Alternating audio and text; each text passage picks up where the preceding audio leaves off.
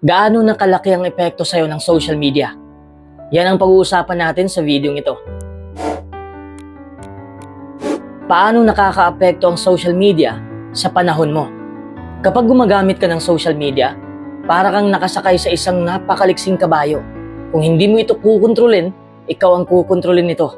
Minsan ang nasa isip mo, minuto lang ang i-google ko sa paggamit ng social media. Pero hindi mo namamalayan, ilang oras na pala ang lumipas. Nakaka-addict ang social media at inuubos nito ang oras mo. Alam mo ba, talagang nakaka-addict ang social media kasi ganun ang pagkakadisenyo sa mga ito. Alam ng mga gumawa nito na kapag popular ang isang website at mas maraming tao ang bumibisita, mas marami ang magpapa-advertise dito. Kaya mas marami ang kikitain ng may-ari ng website. Madalas bang nauubos ang oras mo sa pagbabrowse sa social media? Pwede mo kayang gamitin ang oras na yon sa mas makabuluhang gawain? Ang gawin mo ay mag-set ka ng limit sa paggamit ng social media at sundin mo yon. Nagsiset ako ng timer sa phone ko para kusang mag-off ang social media app na ginagamit ko. Sinunod ko talaga yon. Kaya makalipas ang ilang panahon, nasanay na ako at hindi ko na nauubos ang oras ko sa social media. Maganda ang prinsipyo sa Biblia. Sa Efesos 5:16, gamitin ninyo sa pinakamabuting paraan ang oras ninyo. Paano nakakaapekto ang social media sa tulog mo? Sinasabi ng mga eksperto na kailangan ng mga kabataan o kahit tayong mga adulto ng 8 oras na tulog gabi-gabi. Pero maraming tao ang kulang sa tulog dahil sa social media. Pagkagising sa umaga, scroll muna bago bumangon. Tapos paggabi, nag-check ka ng phone mo bago matulog. Pero nauuwi ito sa pagbabrowse ng mga posts sa social media hanggang sa mapuyat ka na. Alam mo ba na kapag kulang ka sa tulog, posibleng magkaroon ka ng anxiety at depression. Nagiging malungkot, matamlay, at wala ka sa mood kapag kulang ka sa tulog. Kung lagi kang ganun, mauuwi ito sa problema sa mental at emotional na kalusugan. Ilang oras ang tulog mo gabi-gabi? Nagsa-social media ka pa rin ba imbis na mag-relax bago matulog? Ang may papayo ko sa'yo, subukan mong huwag magdala ng gadget sa kwarto mo bago ka matulog. Hanggat maaari, huwag kang gumamit ng gadget 2 oras bago matulog. Kung nag-a-alarm ka para magising, huwag mong gamiting alarm clock ang phone mo o tablet mo. Magandang prinsipyo sa Biblia sa Filipos 1:10. Makita ninyo kung ano ang mas mahalagang bagay.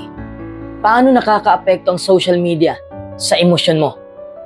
Madalas may mga taong nalulungkot o pakiramdam nila wala na silang pag-asa. Social media ang isa sa posibleng mga dahilan. Kung lagi kang gumagamit ng social media at ikinukumpara mo ang sarili mo sa iba, mas malamang na ma-depress ka.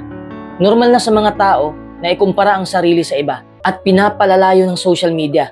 Kapag tiningnan mo ang mga post ng iba, maikukumpara mo ang sarili mo sa kanila. At kapag tiningnan mo naman ang masasayang ginagawa ng mga kaibigan mo, pakiramdam mo na pag-iiwanan ka na.